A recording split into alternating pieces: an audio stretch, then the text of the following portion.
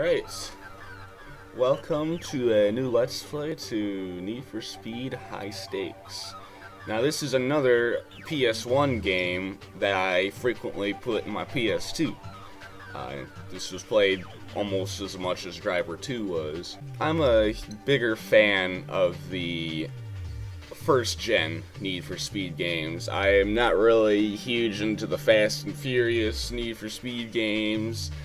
I did like a couple of the newer titles. Like I did really enjoy Hot Pursuit and Most Wanted, even though personally I don't think that game deserved the Most Wanted name because it was so different.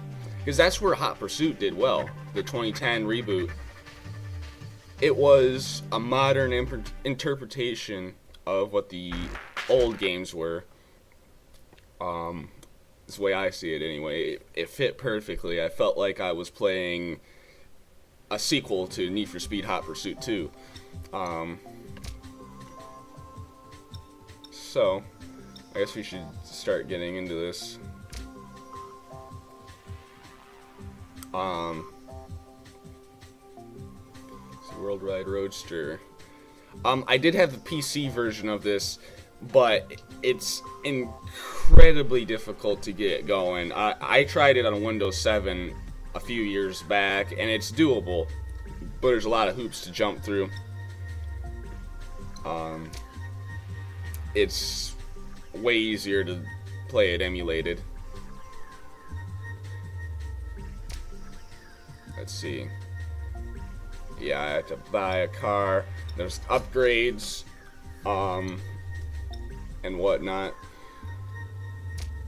This is the first Need for Speed to have damage, and you have to actually fix your car. So that's interesting. So we got the Mercedes, we got the BMW.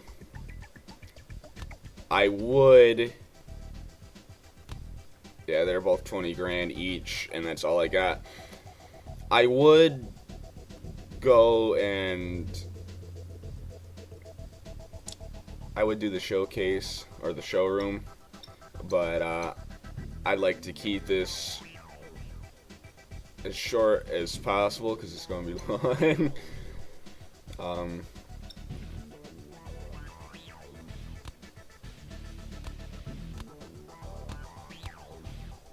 Ooh. See, man, I mean they're both good cars, the Mercedes and the BMWs, but I like that straight six. Man, BMW straight six is where it's at. So I'm gonna go with this.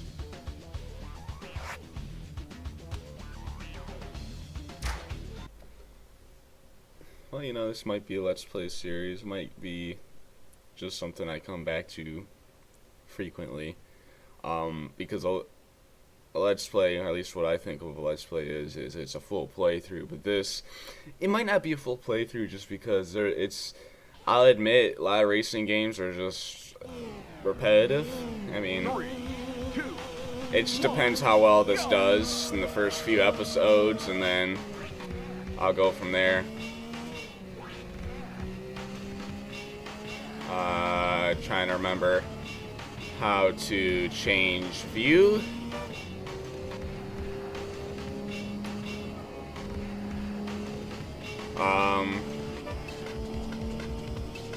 Trying to remember. I can't remember how.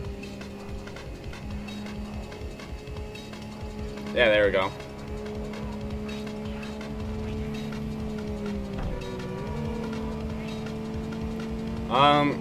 So yeah, this game, personally, I think for a PS1 title, looks fantastic. I mean, you got reflections off the car.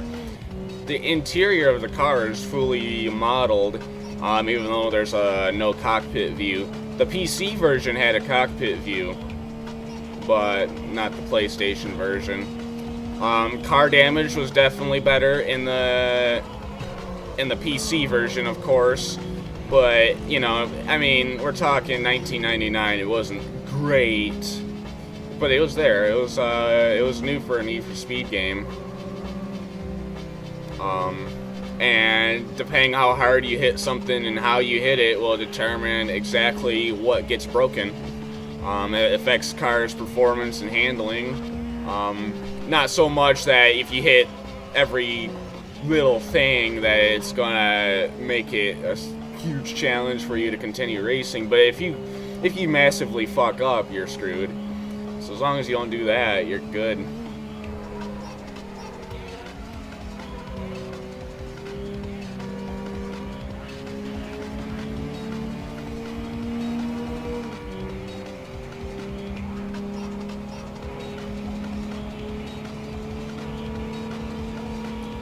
I almost did a pit maneuver on him.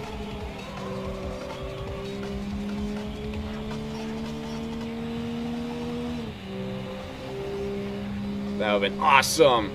One thing I always liked about this game is the way the HUD was set up. I liked the tachometer up top, the way it's set up. Ooh. I don't know what happened there, but it got squirrely. Yeah, it's if you know Z3s, that's actually the tachometer of a Z3. Each car will display their actual tachometer in the HUD, which is something I always thought was pretty cool. And it will light up just like it would in real life at night. I remember this because I liked to drive the Pontiac Firebird. And I know Pontiacs, particularly of the 90s, their gauges would light up red on black at night, because I had one. I had a 97 Grand Prix GTP. And I tell you what, that was the coolest nighttime color scheme ever. I used to take this shortcut all the time right here. I always consider that a shortcut, but, you know, whatever.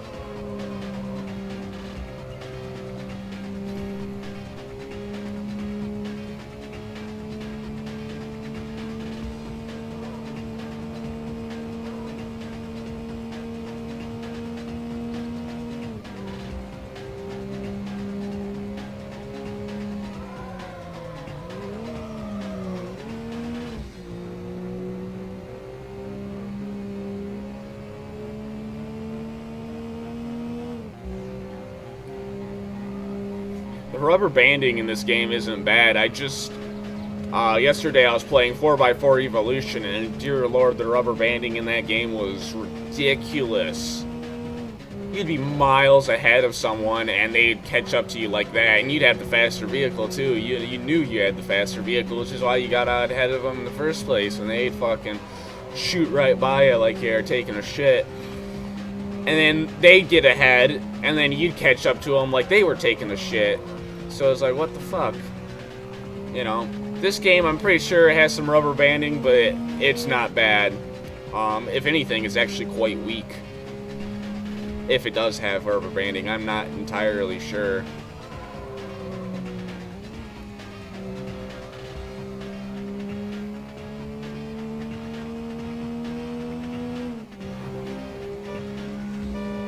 You can hit your horn. How about that? Oh, shit.